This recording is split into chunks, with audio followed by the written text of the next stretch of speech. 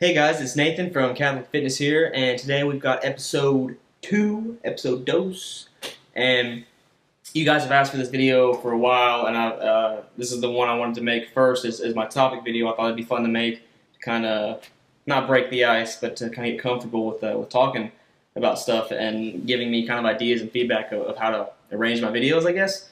But this topic's going to be the challenges of Catholic dating. Now, I have come across a lot of challenges in them, and I've probably compiled it down to like 3 main topics that have kind of related to me, and most people I talk to, it relates to them too. We kind of agree on it. So I've got 3 things I want to talk about when it comes to dating, and the first one is going to be finding someone who's actually Catholic.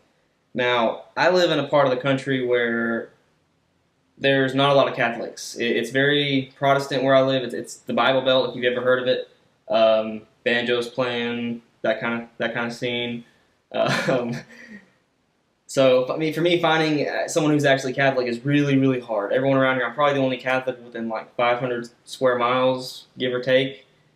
Not really, but really. So for me, the first one's actually finding someone who's Catholic, because I've only been in Protestant relationships because of that, and because of my last relationship I was in, it kind of led me to be, okay, I strictly want to find someone who is Catholic now.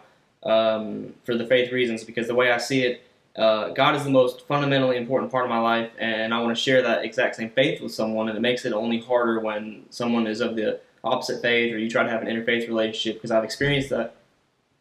And someone's downstairs making a lot of noise. Hopefully a burglar. I'm probably going to die. At least I'm single, right?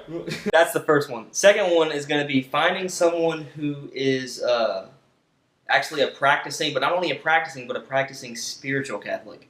There's a difference. You know, you ever see someone at Mass and they go to Mass every week, you see them, but they're kind of like just there.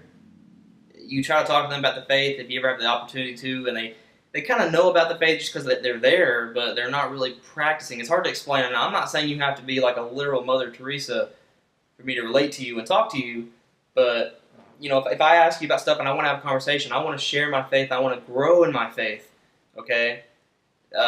My whole point is when I'm with someone is to lead them to Christ, not away from Christ, and I want to share it to the fullest and grow through my experiences with you, because we're all called to be, you know, to be saints and to help lead each other to heaven.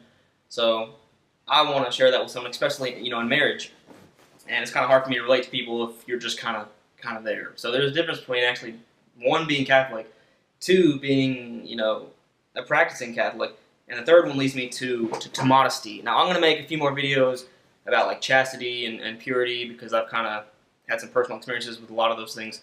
So the third one is trying to find someone not only who has those first 2 traits, but who is actually modest and pure, because I've told myself after being in relationships that weren't, you know, modest, and I'm not afraid to talk about it or admit it, that weren't like that, it gave me the realization that I want to be with someone who is doing those things to further themselves for their future spouse. And what I mean by that is you know, not having premarital sex, not being out there partying, not doing drugs and things of that nature. Because I know somewhere out there, my future wife, and yours is too, if you're called to marriage, is out there walking around, and you're not going to prepare yourself any better by partying and fooling around with lots of people and doing those things that, you know, God doesn't want you to do. So you need to better prepare yourself by remaining pure, by remaining modest, going to church, praying, and all those things.